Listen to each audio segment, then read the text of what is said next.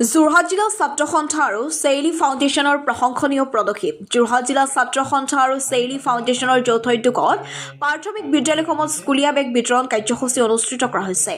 চেইলি ফাউণ্ডেশ্যনৰ সঞ্চালিকা জ্যোতিশ্ৰী মহন্তৰ কন্যা এটা পথ দুৰ্ঘটনাত মৃত্যু হোৱাত তেওঁৰ স্মৃতিত তেওঁৰ নামেৰে নামাকৰণ কৰি চেইলি ন্যাস নামৰ এটা ন্যাস গঠন কৰি এই ন্যাসৰ যোগেদি বিভিন্ন ধৰণৰ কাৰ্যসূচী গ্ৰহণ কৰাৰ প্ৰয়াস কৰে।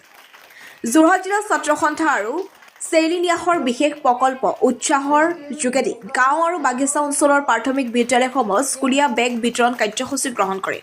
প্ৰতি সপ্তাহত এখনকৈ বিদ্যালয়ত স্কুলীয়া বেগ বিতৰণ কৰা হ'ব বুলি জানিব দিয়ে সঞ্চালিকাগৰাকীয়ে।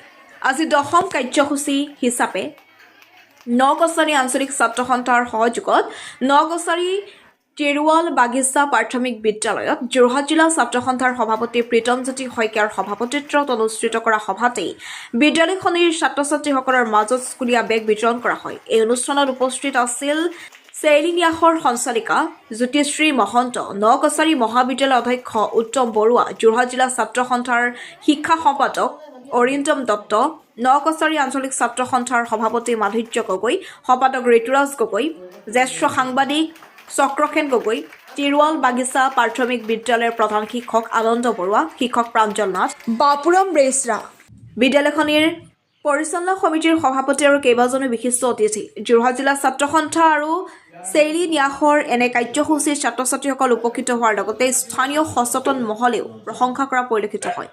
চেইলি ফাউণ্ডেশ্যনৰ যৌথ উদ্যোগত আমি উৎসাহ নামেৰে এটা প্ৰকল্প আমি হাতত লৈছো। আজি 10মটো কাৰ্যসূচী আমি নকছাৰী টেৰুৱাল বাগিচা প্ৰাথমিক বিদ্যালয়ত অনুষ্ঠিত কৰিছিলো।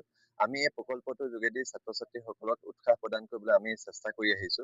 আমি সদৌ অসম ছাত্ৰ সন্থাই সদায় এটা কথা বিশ্বাস কৰোঁ যে আমি সুস্থ শৈক্ষিক পৰিৱেশ আমি এটা সৃষ্টি কৰিবলৈ হ'লে আমি প্ৰাথমিক পৰ্যায়ৰ পৰাই কাম কাজসমূহ আৰম্ভ কৰিব লাগিব।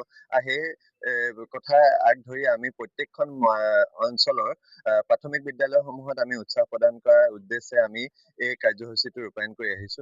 আজিও আমি এই টিৰুৱাল বাগিচা প্ৰাথমিক বিদ্যালয়ত উপস্থিত হৈ পেলাই ইয়াৰ প্ৰধান শিক্ষক ভূমিষ্ঠ কৰি ইয়াৰ ছাত্ৰ ছাত্ৰীসকল আৰু অভিভাৱিকাসকলৰ যি সহযোগিতা পালো, ইয়াৰ পৰা আচলতে আমিও যথেষ্ট উৎসাহিত হৈছো।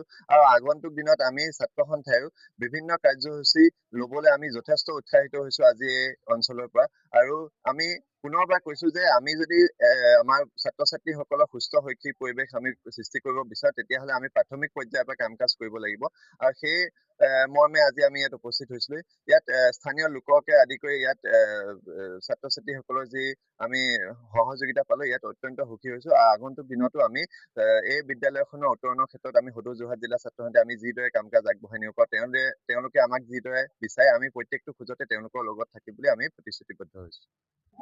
চেইলি ফাউণ্ডেশ্যন আৰু সদৌ যোৰহাট জিলা ছাত্ৰ সন্থাৰ পৰা যিটো আমি উৎসাহ নামৰ কাৰ্যসূচী হাতত লৈছো, সেইটো আজি 10 নম্বৰখন স্কুল টিৰুৱাল বাগিচা বিদ্যালয়। খুব ভাল লগা এখন স্কুল, আহি খুব ভাল লাগিলে। 64জন ল'ৰা ছোৱালী আছিল, তেওঁলোকক আমি উপহাৰ স্বৰূপে এটা বেগ দিছো। আৰু চেইলি ফাউণ্ডেশ্যনটোতো আপোনালোকে গম পাইছেই, মোৰ একমাত্ৰ সন্তান চেলি বৰা। এতিয়া নাই, তাই এক্সিডেণ্ট এটাত গতিকে তেওঁৰ স্মৃতিতেই আমাৰ এই ন্যাসটো। তেওঁ আছিলে 17 বছৰ, 16 জাষ্ট হৈ গৈছিলে। আৰু জুন মাহত আমাৰ এটা এক্সিডেণ্ট হৈছিলে, তাত ময়ো আছিলো, তাইও আছিলে। মই বাৰু উভতি আহিলো, গতিকে তাইৰ স্মৃতিতে আমি এই ন্যাসটো গঠন কৰিছো, চেইলি ফাউণ্ডেশ্যন। তাইৰ নাম আছিলে চেলি বৰা। এইটো আজি 10 নম্বৰখন স্কুল। প্ৰতিটো সপ্তাহতে আমি এখন স্কুল লৈছো। মাজতে 2টা সপ্তাহ আমি নোৱাৰিলো বাৰু কৰিব, আছিলে পূজা আছিলে, সৰস্বতী পূজা। গতিকে আজি 10 নম্বৰখন, এতিয়া 3 মাহ পাৰ হৈ গৈছে আৰু একেবাৰে নতুন ফাউণ্ডেশ্যন এটা। গতিকে আৰু যোৰহাট জিলা ছাত্ৰ সন্থাই আমাক বহুত সহায় কৰিছে। আৰু যিকেইখন স্কুলতে গৈছো, স্কুলখিনিৰ পৰা আমি বহুত বেছি ছাপোৰ্ট পাইছো। গতিকে আমাৰ আগবাঢ়ি যাবৰ কাৰণে আৰু অলপ সুবিধা হৈছে। তেওঁলোকে বহুত আমাক উৎসাহ দিছে যাতে আমি আগবাঢ়ি যাওঁ। আৰু আজিতো বহুতেই ভাল লাগিছে, বহুত সংখ্যক মানুহ আজি আছে, আমাৰ মাজত উপস্থিত আছে। গতিকে আমিও আমাৰ ফালৰ পৰাও বহুত উৎসাহ পাইছো যাতে এই ফাউণ্ডেশ্যনটো ন্যাসটো আগবঢ়াই লৈ যাওঁ। আৰু আগলৈও এনেকৈ আমি কাম কৰি যাম। আৰু ভাবিছো আৰু নতুন নতুন কামো হাতত ল'ম এতিয়া লাহে লাহে।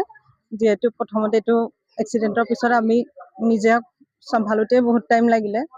এতিয়া লাহে লাহে ভাবিছোঁ আৰু বেলেগ বেলেগ কামো ফাউণ্ডেশ্যনৰ ইয়াত কৰিম আৰু আগলৈও এনেকৈ এইটো উৎসাহ প্ৰকল্পটো আমাৰ থাকিবই, তাৰ উপৰিও আৰু দুটা এটাকৈ আমি কাম ভাবিছোঁ কৰিম বুলি।